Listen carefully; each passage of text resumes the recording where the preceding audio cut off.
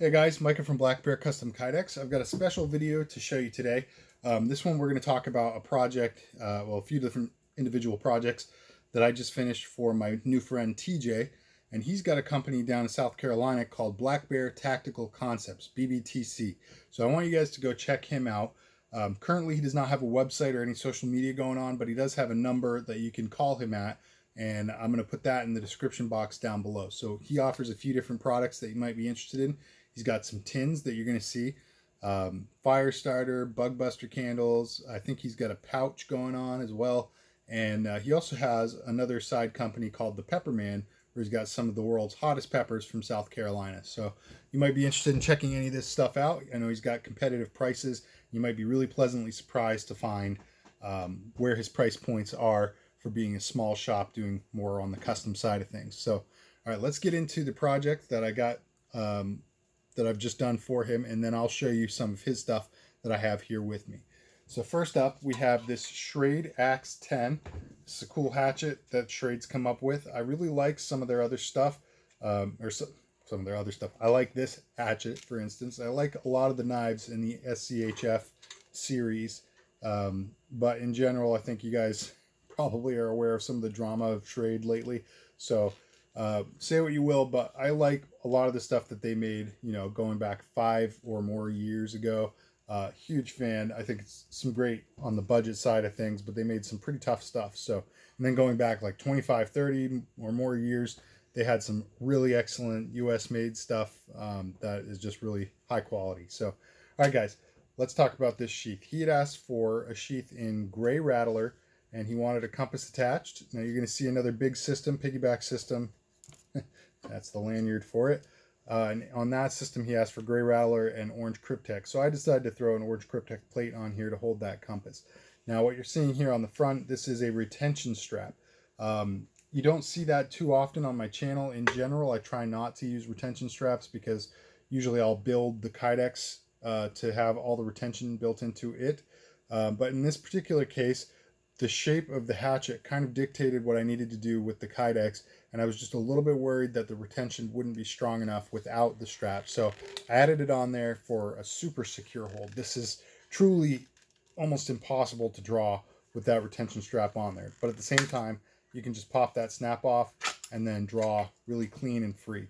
The reason I decided to go with the type of design I did on the hatchet sheath, which would lead to slightly lower retention than normal, is because on this hatchet you have a little contoured lip coming around here on both sides. I don't know what this feature is called, I'm ashamed to say, so somebody, if you're really an axe junkie and you know the stuff, put that in the comment section down below. I'm sure somebody else out there would like to know it, and I certainly would. So comment down below if you have that kind of info for us. But with that lip, I knew the Kydex was going to grip it a little bit and give kind of a positive click-in point and some different points of contact. I wasn't sure how much retention that would add. At the same time, if you look at the design of this, you have a narrow head here, but then a swell both on the top and the bottom of the blade. Now that means that when I press the sheath, if I were just to press it over this particular configuration like it is now, the Kydex would actually be collapsed in all the way over the top of this. The problem with that is then with it collapsed on the bottom and on the top, you'd go to draw and there'd be some resistance here. It'd be like trying to pull that head through. You'd end up with some scuff marks going across like this. Over time, who knows, you might shave some of that Kydex down as you put your hatchet back into the sheath. Either way, it's just not going to be a very graceful sheath.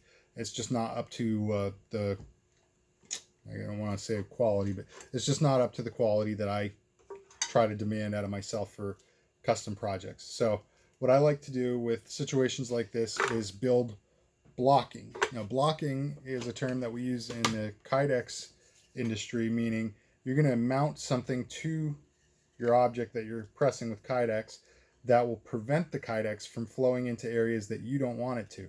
In this particular case, I tried to keep a nice straight line going across the top, which would prevent the Kydex from collapsing into these areas and creating problems, as well as on the back to prevent the Kydex from collapsing deep behind the handle or behind the hammer end of the hatchet. With that on there, it gives you a really, really clean draw and resheathing. It's got a nice click going in, clean draw coming out. how I'd recommend putting this back in, just because of the big swell on top, I would kind of tilt it with the bottom in first and then just rotate it in. You'll find that click point. I'm giving you a really close look at this. There is going to be just a little bit of the butt of that head exposed right there. And the idea with that being exposed is so that the retention strap is actually directly on the hatchet. So once you've got that seated in there, you want to pull this back just to make sure there's no excess tucked up in behind, and then wrap it around to meet up with the male end of the snap here, and you'll hear it click down. So that's in there really secure. Carry system, we've got molly locks, excuse me, and these molly locks are mounted to a plate. The plate is very secure on here, and it does have an alternative spacing. Right now you see it at 3 inches, but you can reduce that down to 1.5. I would recommend not touching this screw though, because that is where the retention strap is connected, and it's just the right length. So I'd leave that alone if possible. All right, so there you go. There's the Schrade Camp 10, or Schrade, sorry, not Camp 10, Schrade Axe 10. I really like this thing. It's pretty cool. All right, now moving on. So I throw a tech lock across the room. We have this Elk Ridge knife. This is just a little custom design from Elk Ridge. It's got some black bear paws on it. Well, I'm going to call it black bears, but it's got some bear paws on it. And just a nice little knife in hand. Get a little EDC hunter knife. He asked for a sheath in burgundy leather over Kydex. So this is a Kydex sheath. It's got leather with burgundy and then kind of a fade to black around the edges. And on the front here, I've added another patch here that I've laser engraved with his logo. So hopefully this is coming out a little better on the camera than I'm seeing it on my screen here, but it's his logo, Bear Paw, BBTC, and then down here it says Black Bear Tactical Concepts. So I really like that. I think it came out really nice. And then I'd also made him a scout strap for it as well with the same thing on here. So logo on one side, my logo on the other, and some polka dot snaps on here. So if he wants to, it's got a nice horizontal scout strap that he can use instead of this carry system. Now this thing is called the Techlock Clasp Dangler. There's one other maker out there I'm aware of that is straight up copying my design and calling it his own. So shame on him. I'm getting really sick of seeing his stuff being promoted as the inventor of something that he clearly did not invent. But this is a really cool little design. It basically just allows you to quickly convert between a dangler or a Techlock by just opening the Techlock up. Likewise, you can just add that piece back in there and go from a Techlock to a dangler. So really nice, cool little setup. This is becoming really popular with my customer base right now. So I'm really pleased with it. I think it's a cool setup, definitely worth having. All right, and then the last system that I built for him. This thing is an absolute monster. As with pretty much all of the bigger setups that I build, I'll preface this with that it's obviously not for everyone. A lot of you guys out there just looking for super minimalist stuff. I totally respect and understand that. I myself am more along that side of things as well. But some people want to carry a lot of stuff on one system, and I understand that as well. So we're going to take a look at this. Now, this is a piggyback setup. The two knives here are a CDS Explorer. Now, I don't know anything about this company. So guys, if you have any information about them, let me know. I know they're out of Spain. That's about as far as my knowledge goes. But it's a cool design. It's comfortable in hand, and it's just got kind of an aggressive profile. I really like it. So let us know, TJ, if you have any more information on this, or anybody else out there you know much about them. I'd love some more info with that. And then, of course, the small knife here is an SE Zancudo. I'm not a huge fan of the Zancudo, but more or less it's because my hand is maybe a little bit too big for the handle. It's just not comfortable for me. But I do love SE and inherently trust their quality. So SE Zancudo with the orange and black G10 tiger stripe. So, all right, we have on here an Exotac fire rod. Oh, sorry, I just pointed at a compass. This is a Suntoe Clipper compass. Just like the one on the hatchet sheath, you can actually remove it. It's got a nice little secure plate that you can clip into. Obviously, compasses need to be removable from a sheath because there are metallic elements everywhere on here, not the least of which are the knives themselves, and you need to be able to get an accurate reading away from that metal before you press on. So you got that. You have, got my phone going off here, hold on. There we go. Up top, I think this is called the Nano Spark. It's from Exotac.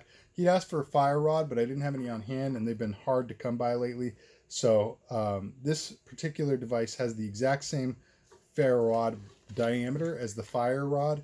So TJ, what I would recommend, brother, is you just use this to its fullest, use it up, and then order yourself a fire rod and plug that in there when this is drained. So it'll fit nice and snug. And you got some shock cord on there for retention once the rod is whittled down too small to retain itself.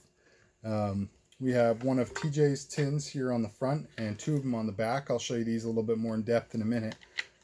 For light, we've got down here, this is an Olight, this is an i5T EOS is what it's called. It's a nice little light. And how I've designed this here, you guys know me, with Baldric systems, I always try to put the light facing forward so that you can basically just use your sheath as the flashlight and be able to do that hands-free if you want. You've got light facing forward and doesn't require any extra effort out of you. Obviously, we've got a Baldric sling here. This is attached to a couple D-rings. And then, let's see, we have a dangler on the back. This is fixed directly to the sheath.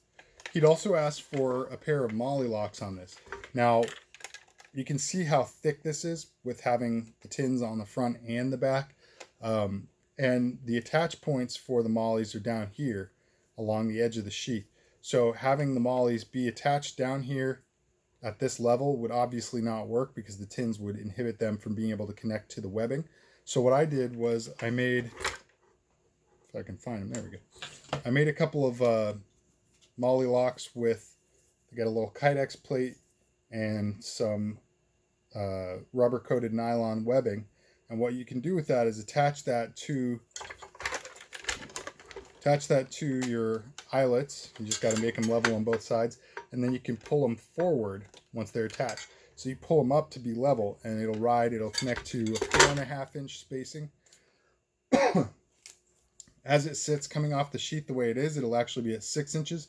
But when you lift them up, it's going to pull them together and they'll actually go into a 4.5 inch spacing. So these are kind of optional add-on that you can mount to there if you need them, TJ. But I didn't want those wings doubling the profile of the sheath unless you're actually going to put those on to carry it that way. So I'd recommend just kind of taking them on and off as you need. So yeah, there we go. And then on the back we have obviously the two tins. Now to get the tins to mount this way, this is the orientation he'd asked for, and to get the Zancudo to fit on the front with the tin, there was only one option I really had as far as being able to securely make those things ride on there, and that was making a mounting plate that I could actually attach the sheath to on the front and the tins to on the back. And it's a little bit hard to see just because there's so much stuff on there. So let me take these tins out and give you a good look. It's clear Kydex for the tins, so you can actually see pretty well. But basically this whole orange piece behind here is just a vacuum formed piece. It goes flat and then there's a rectangular arch going across the top of it. The arch is actually the same width as the blade. That way I could get the Kydex on the sides of the blade to go down as far as possible, reduce the overall width of the thing as much as I could. But then on the top of it, we've got some drill holes, mounting positions. He'd also talked about maybe attaching some pendants or things like that he could just zip tie to the sheath. So what I've done for those, given the fact that most of the eyelet holes are actually being occupied, I just kind of put some holes, you can see them along the corner of these plates here. So it's unclear whether or not you'd have to unhook the plate to be able to cleanly web the zip ties through there, or if you can actually kind of hook them through. I'm not really sure.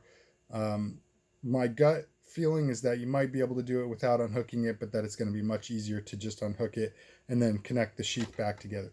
It's a little bit of a jigsaw puzzle to put together because there's so many things, so many elements on a pretty small overall space, and everything kind of overlaps and interacts. So you might have a little trouble doing that, but if that's something that really needs to be done, then there's definitely a way to do that. So you can definitely check that out. All right, guys, so that's what I've built for TJ. Now let's show some of the stuff that TJ makes. He's got like I said, a company called Black Bear Tactical Concepts, and some of the products that he's making that I'm aware of, he's got a pouch that I don't have here to show you, unfortunately, so that I can't give you a good representation of, but he is doing tins, bug buster candles, and fire starter stuff. So let's show you each of these. We've got a candle here, comes in this cool little, I don't even know what this is called, a candle jar, I guess, just a candle jar. And then this large tin with a threaded lid, and he's got some, I want to say this is like a resin coated cotton. I don't know what the resin is exactly, but I know this is a fire starter. I assume it would work pretty well too, but I can't speak to it exactly. I haven't had a chance to use any of this myself yet. And then the tins. Now the tins, I can tell you for sure I would recommend. He says these are actually taken off a lot down there. But what they are, in a nutshell, they are of an identical footprint to the SE or Altoid tin, but they're actually just a little bit taller. So you're going to get a little extra storage capacity out of these, but it's not so much larger that you're going to feel a big difference. So in terms of perceived size, I would call them basically identical, but you do get a little bit more storage out of this. So it's cool. I would recommend checking this out for sure. He's got some of these in different options as far as, these have some. I'm just going to tear my apartment down while we're going through this.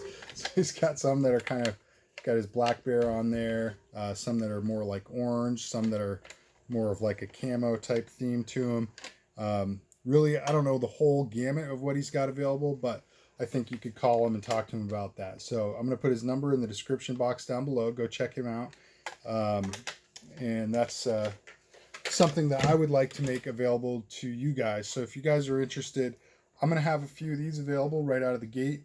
And if you guys want one of these for your system instead of like an SE tin or an Altoid tin, definitely let me know and I can get you prices on those. And yeah, go from there. So hopefully, if enough of you guys are interested in these, if I'm getting a lot of requests for them, I'll just order a bunch of them and have them on hand for you. Maybe even make them available through my store. I don't know. We'll see what happens. But definitely let me know if you guys are interested.